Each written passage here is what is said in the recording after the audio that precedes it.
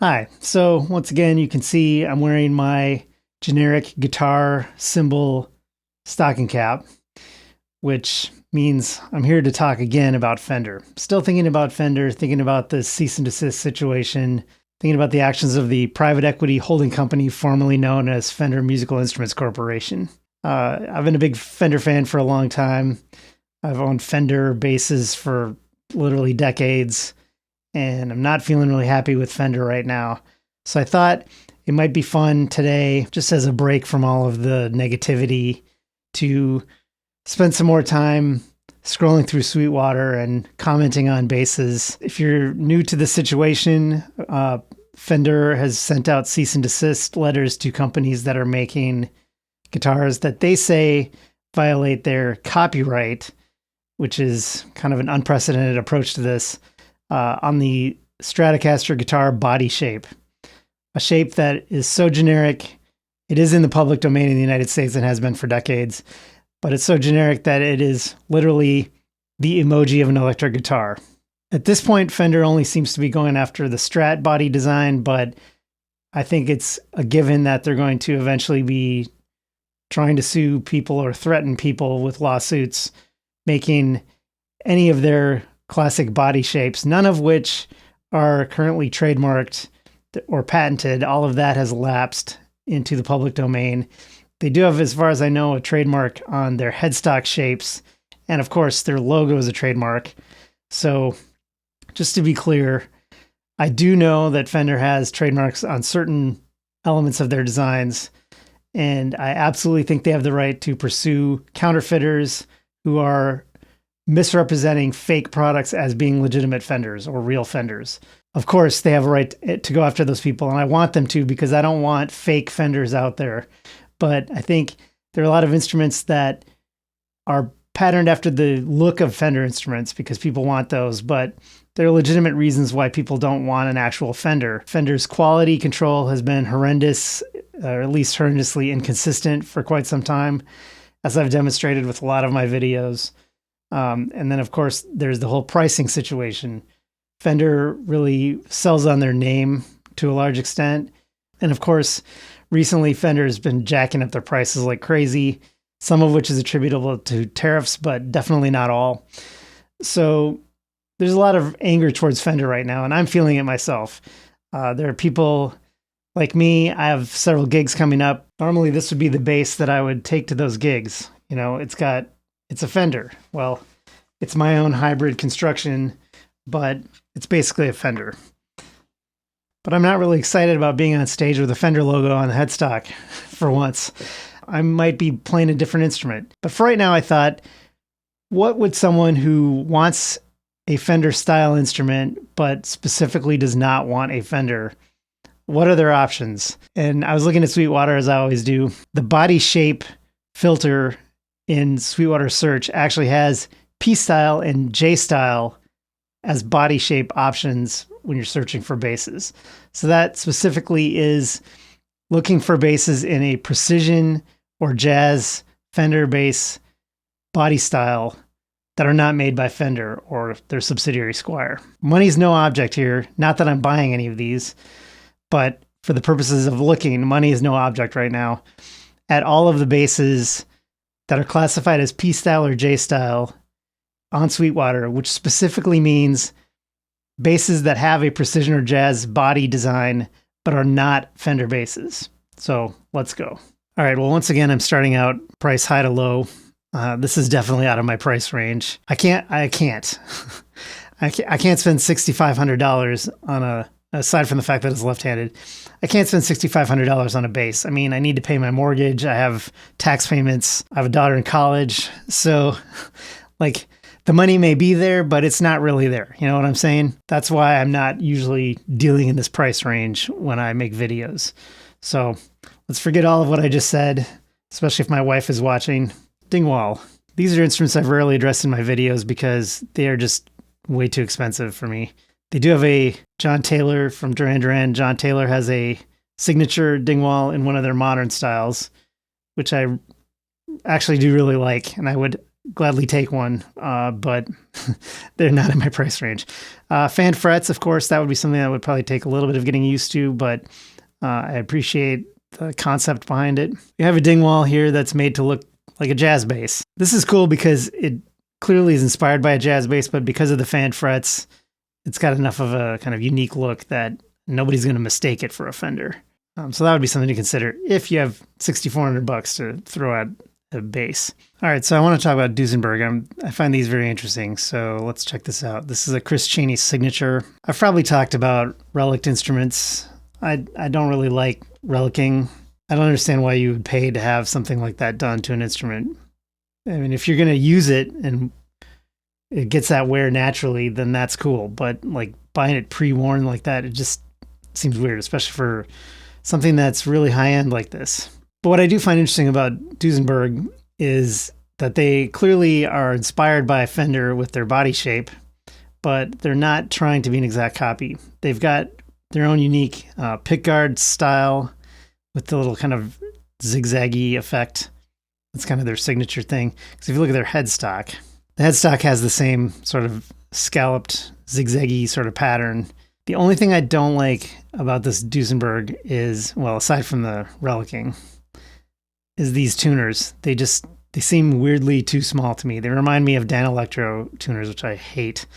But I've already complained about Dan Electro. And Dan Electro, whatever else you want to say about them, they don't copy Fender, so they're not going to come into this video.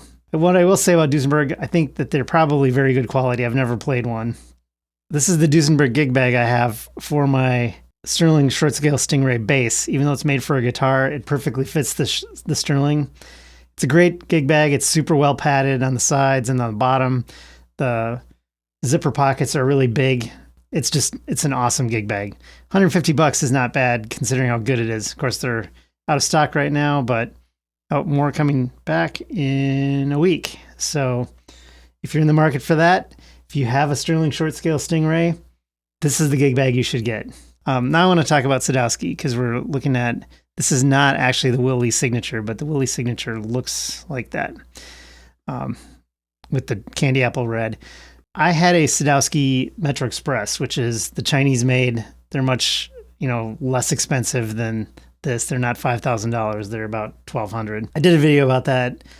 It was actually my first 100-point review. So many things about it were absolutely excellent, but it had two things that were really not good. The first was the huge plastic cover on the back cavity. The cavity was fully shielded with copper foil, but there was no shielding at all on the cover. And you might think, who cares? But I had it at a rehearsal and I got a text while I was playing, and the interference from my phone in my pocket right next to that cavity went straight through, blasted noise through the amp. I've never experienced that with any other instrument. Now that possibly could have been fixed by just lining the cover with foil, which I don't know why they didn't do. But the thing about it that was not so easy to fix, and I've been trying to look at these actual, like the MetroLine. There were so many things about that bass I loved. I mean, the string tree was amazing. That I keep talking about that nut in every video I make. The bridge was great. The bass played really well and all of that. But I could not stand the feel of the semi-hemispherical frets, because it felt like a big bump every time your hand went across the edge of the fretboard. There was no rounding of the edges of the fretboard, which I found disappointing. But then the frets were not rounded off. I mean, they're rounded, but it's like a bump that sticks out. It's not rough. It wasn't fret sprout. It was not even close because they were inset, but it was extremely unpleasant to play. So if you have any sort of physical sensitivity like that, like I do, I mean, that completely ruined Sadowsky for me.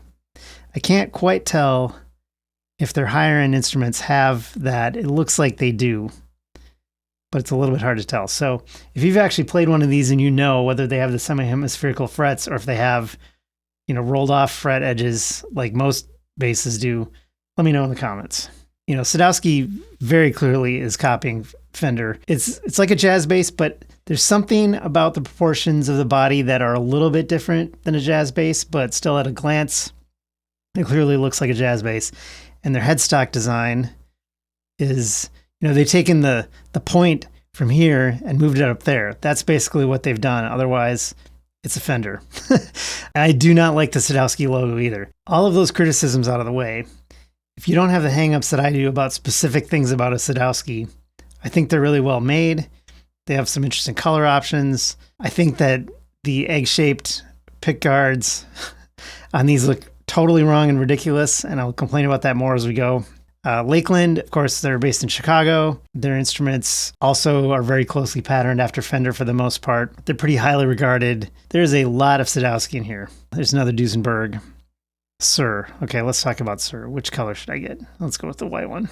I was looking at some of these instruments ahead of time, kind of to prepare for this video. I've been thinking a lot about people who are on both sides of the fence in this Fender argument. People saying, like I had been saying up until today, people want the Fender design. They want a good quality instrument that's reliable and built well, and they want a fair price for it. The problem is that Fender is kind of only offering the first of those things. They have their designs, of course, but their quality control has been really bad, and their prices are too high for what you're getting. I say that as I look at an instrument that's $3,900, but Fender does make instruments from the custom shop that exceed this price. And the funny thing about it is that when I was looking at a Suhr today, which I've never really looked at them before because they're out of my price range, like they don't make anything that's even remotely within my price range. But as I was looking at this, it was the first time that I actually felt some sympathy for what Fender is doing, because Suhr is just blatantly imitating Fender. I'm sure they're doing extremely, high quality construction. They're handmade by skilled luthiers, et cetera, et cetera. This headstock shape, of course, the sort of ball end at the top is not there, but this part down here seems exactly like a Fender. And even the rounded edge is more like Fender, because this almost looks like halfway between Fender and Sire. And then I was thinking about, Sire, which we'll get to as we get into the lower price ranges. Sire obviously is imitating Fender as well. And I've thought for a while, Sire sounds a lot like Squire, like they're even trying to imitate the name. But Sire and Suhr are also fairly similar.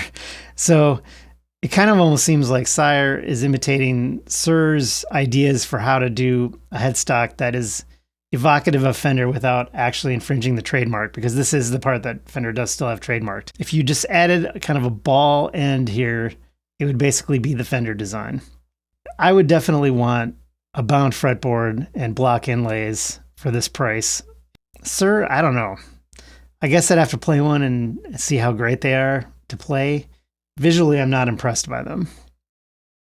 I don't understand why relicing seems to be standard on the top end Lakland USA instruments. Just give me a good paint job. I don't want half of it worn off. And then there's this one that's like severely reliced. It's supposed to look like the original. Well, it's interesting. It's supposed to look like the original P-Bass, I think, with the single coil pickup, but they've still got their regular Lakland headstock. They don't have. Oh, and it has the control plate, like the Telecaster bass type or the original Precision bass. Seems like you've got to do something different with the headstock if you're going to do that. So this one I definitely would not want, even more than the other Relic ones. So I'm going to look at this one, like the Precision bass look, Lake Placid blue, classic color. So like a quilted maple on the headstock. It's kind of weird how the wood of the fretboard extends that far up onto the headstock. That would bug me. It just seems weird. Little things that are weird get to me too much. So we've got some more Lakelands, and we're almost getting down into a reasonable price range now. So it's interesting, in the P&J copies, there's not a single instrument with a 2 at the beginning of the price. They jump from $1,800 to $3,100. Lakland Skyline, these are made in Indonesia, and which I'm excited about because I think a lot of good stuff's coming out of Indonesia these days. So they've got a couple of different signatures. There's the Darryl Jones signature instruments. I'm going to look at the Natural, which look like a jazz bass. This is a good look. It's got the it's got the block inlays that I wanted. Does it have binding? No, it doesn't have binding, but it's got block inlays, although they might just be painted on. But you know, decent looking wood grain. Obviously, looks like probably 2 pieces on the body, but they're matched up fairly well. So you don't really see the seam. It seems like you can see it more on the front than on the back, which is odd. So this is a translucent purple. The 4464 is there. This is it's a P bass with a PJ pickup configuration. This has the Geezer Butler EMG pickups, which is what I have installed in my white Fender hybrid bass that I made. They've got 5 of these in stock, and I was looking at these last night. I was really interested in checking these out. Oh, they must have sold one, and there's a new one that wasn't there before. Boy, I might be pulling the trigger on this. I was looking at the weights, and they tend to be pretty heavy, but the lightest one they had as of last night was this one that was 9 pounds and 5 ounces. But I noticed, this is the kind of nitpicky stuff I get hung up on. The block inlays, it's a pearl and abalone inlay, and what they've done with these, which I do find a little weird, is that the inlay is actually, the abalone part is like a quarter of a circle in the corner, and then it gradually gets smaller as you go down. 2 of the inlays, the abalone part looked crooked, like it had come loose or something. And so that, to me, is like, even though everything else about this was the one I wanted. I thought the wood grain looked the best on it. It was the lightest, but because of that, I was just like, I'm not going to buy that. I may not buy any of them because this is still a little bit more than I want to be spending. So let's just take a look at this one that's, okay, it doesn't look like it has the same problem with the inlays being messed up. It's a little bit hard to see. It's probably just the smaller ones where the piece of abalone is really little, where there was more of a chance of it sliding out of place. Okay, this one looks good. I'm not buying it, but I'm going to put it in my cart just to keep in mind for later. Having a look at this. This is pretty nice. Black hardware, matching, black knobs, black bridge, black tuners, painted black headstock. But oh yeah, I wanted to talk about that Skyline series logo. The Lakland logo, whatever. I don't love it, but it's fine. But adding the Skyline series thing above it, it very deliberately, I think, cheapens the look. And I know that they need to do something to distinguish the USA made, the high-end ones from the import ones, but I wish they wouldn't, deliberately brand the low-end ones in a way that makes them look low-end. Don't forget you bought the cheap one, even though $1,700 is not cheap. I mean, this is made in Indonesia, and it's the price of some of the most expensive Fenders that are made in the USA. So we have more Lakland. I do like the candy apple red rosewood fingerboard look. That might be something to check out here. Now, this does not have the EMG pickups. It's funny that the EMG pickups are not a price upgrade. This does still have the abalone in the corners, and it looks like it's kind of messed up on this one too.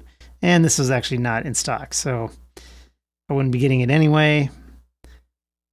Yeah, it's probably okay, but let's keep going. Okay, we're starting to get into the Sire. This is the very top end of Sire, and it seems like the funny thing with Sire is that the higher end they are, the less I like them.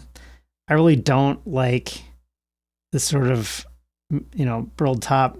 It's because that's, the tree was diseased. That's why it looks like that. And that's not something that I'm excited about. I mean, I get that it's a kind of unique look. It's one of a kind. Everyone is different. But I just don't think it looks good. I probably should have mentioned at this point, I have owned 2 Sires, and I've sold or returned them both because they both had problems that I couldn't really deal with. The first one was a P8, and it had a flaw in the output jack.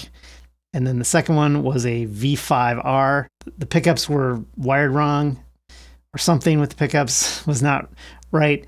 And I tried swapping in a different set of jazz bass pickups and found that the Sire pickups are actually smaller than standard, and regular jazz bass replacements did not work, which was very disappointing. So I ended up returning it. So I have a kind of complicated past with Schecter. I owned a Schecter guitar for a while. I've ended up selling it. It was a pretty good guitar. It was a Schecter Tempest Custom. I also owned a Schecter Stiletto Studio bass for a while. It was a really great bass, but it only had an active mode, which kind of bugged me because the battery cover was screwed on and the batteries was super tight in there, so it was hard to switch. And then also there was a problem with the blend knob. If you turn it all the way to one way or the other to solo a pickup, it would actually cut out completely. So I ended up returning that. It doesn't mean I'm opposed to a Schecter if it's good. This is kind of an interesting twist where they bring in elements of the design of the Telecaster bass or the original precision bass with the different kind of pickguard that was just kind of up on the horns here. But it's not exactly that. So of course they've got their own headstock design, which is a little bit different. I mean, it feels very much in the vein of Fender, but it's definitely not a copy in any way. The body shape, of course, is straight up precision bass. But Schecter has pretty good quality, and I would maybe consider one of these. There's something about the finish that I don't quite like. It almost just looks like it's dirty. Yeah, I don't hate it. So I do dislike some of the custom builds that Schecter's done for a couple of artists, and that's why I stopped using Schecter instruments, because I'm so principled. But and it's not Charles Berthoud. He's fine. Here we get into more of the Sadowskys with the weird oval pickguards. And I think the pickguard is especially weird when it's clear and oval. It just really doesn't look like it belongs there at all. I would not want to have that pickguard on the bass. I really don't understand the concept behind it. So I'm going to just keep moving. I do like some of their colors. The champagne is actually kind of an interesting color. Candy apple orange. I mean, that was actually the color I got when I had the Sadowsky, because I thought it looked cool. Calling it candy apple orange doesn't really make any sense to me, because candy apples aren't orange. It's a great color, weird name. And again, these clear oval pickguards I think are just dumb. So this is the MetroExpress made in China.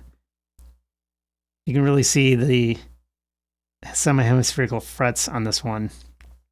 The nut is brilliant. The string tree, that's excellent. A lot of things about this were really well done. The bridge design is great. Easy to install strings. All of that looks great. I just can't get over those couple of problems that ruined it for me. I mean, Sadowsky is one of the companies that really has built their business around copying Fender, kind of like Suhr and Sire. Almost all of these, come to think of it.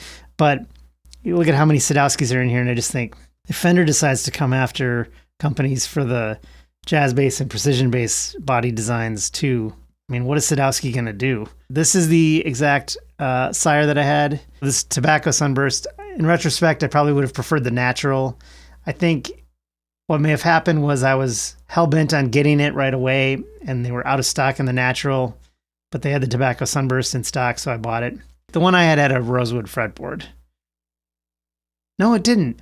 It had a roasted maple, but it was much more darkly roasted than this one. That was what it was. Yeah, it looked a lot like this one. Looked great. Very cool. I was very happy with most of it. Played great, all that stuff. But after a week or two of having the thing, the knobs were starting to drive me nuts, how high up the stacked knobs stuck out. But then when the output jack died on me on stage in the middle of a gig, and I just had to stop the song because there was nothing else I could do. I didn't know what had happened. I just had no sound, and I couldn't get it to play again. I mean, that just ruined it for me. And yeah, that could have been replaced and fixed, but it was a brand new instrument. It shouldn't have had that happen. And so I returned it because it was still within the return window. This V8 is pretty nice looking, I have to say. The P8 with the natural body, I like that look, even though you can really see this. I have to open this one up for a second. This, I mean, they weren't even trying with the seams on this body. The separate pieces of wood are it's such an obvious line right there. Let's see on the back.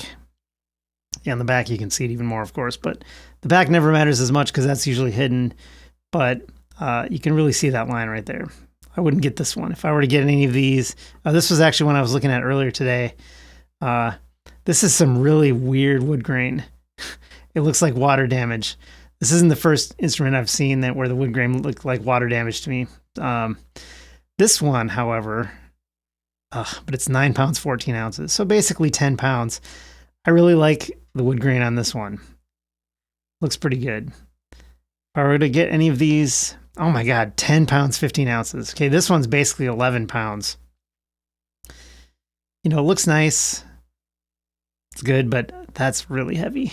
Oh, now this is an interesting one because it's very similar in color to, in fact, this is like the lost cousin of the Fender Player 2 Modified precision bass that I bought and returned because of the bad fretwork it had. But it was sunshine yellow, black pickguard, active electronics. All right, more of the, I applaud Sire for this just because it's like out there. This paint job is just bizarre, but in a cool way. And I'm sure, even the headstock is like that. So if you want a jazz bass that is something unique, Yellow Swirl. Hot and coming soon. I don't know when it's coming, but I'm not going to be getting it, but somebody might want it. Okay, I got lost. So here's one with body binding. That's kind of interesting. It makes me think of the Fender Aerodyne. I'm going to jump over to this one because this is the one that I am most seriously considering if I were to buy a new instrument. $450 is a pretty good price, I have to say. Now, at that price, you lose some of the nice features like it doesn't have block inlays and it doesn't have the binding. They're all kind of between 8 and 9 pounds, so not too bad. So then I would mainly be looking at wood grain as the main differentiator in terms of which one I would like best. Since you can see the wood grain, it needs to have interesting looking wood grain that doesn't have obvious seams. I can see the seam pretty quickly on that one. I like the grain though. Well, I don't know. Actually, I don't like that grain. Let's see about this one. That seam is ridiculous. I mean, how did that pass? Especially, like, the back looks okay. They should have flipped it over before they cut it. I would not buy that because it looks like a repair job. This one's pretty good. I think that might be the one to go with. Don't want to factor in weight though, because 8 pounds, 6 ounces is nice. Yeah, I'm okay with that wood grain. I think this is the one I'm going to add to the cart, just for further consideration. The Sire U series, these are jazz bass design with a short scale. So that is actually something to seriously consider. If you want that jazz bass look, but you want a short scale. I mean, Fender doesn't regularly offer, I think I saw a Lobster video that Fender does have a short scale jazz bass that's available exclusively in Japan right now. This is something to consider. I would probably prefer to have a pickguard on it, just in terms of the jazz bass body shape. And then it's got the matching headstock. That's cool. But short scale. So find the lightest one of these, 7 pounds, 13 ounces. That's pretty good. I'm going to add that to my cart as a consideration as well. Okay. Oh, not the U bass. I hate these U basses. And I owned a hollow body fretless U bass and it sucked.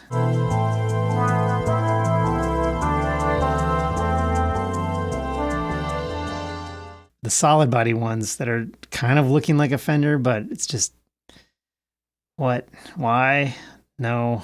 Now we're down to kind of the entry-level ones. We got the V3. If you're in the market for kind of an entry-level, you know, like a Squier Affinity, Squier Sonic, and you don't want to get a Fender / Squier brand right now, I think obviously the Sire V3 would be the main consideration you'd want to go with. And I think that brings us to the bottom of the list. Let's see what I have in the cart. So at the top end, we've got the Lakland Skyline Translucent Purple. That is a really nice instrument. I think it would be really nice. I have not actually played one.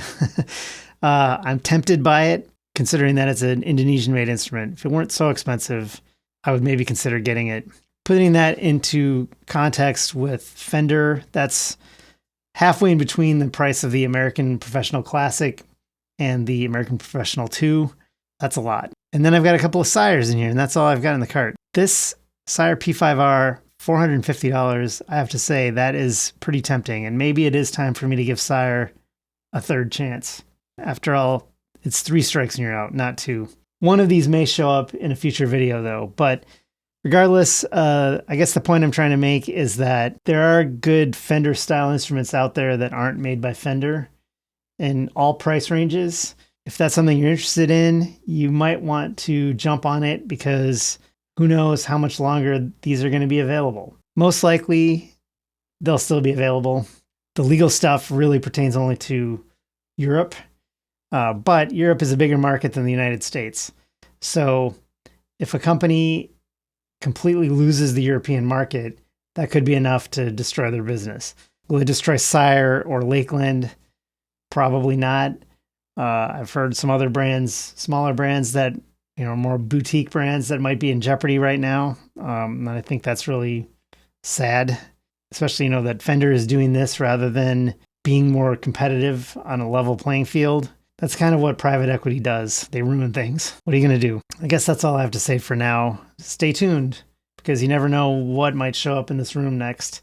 So be sure to like and subscribe, click the bell, all that sort of stuff.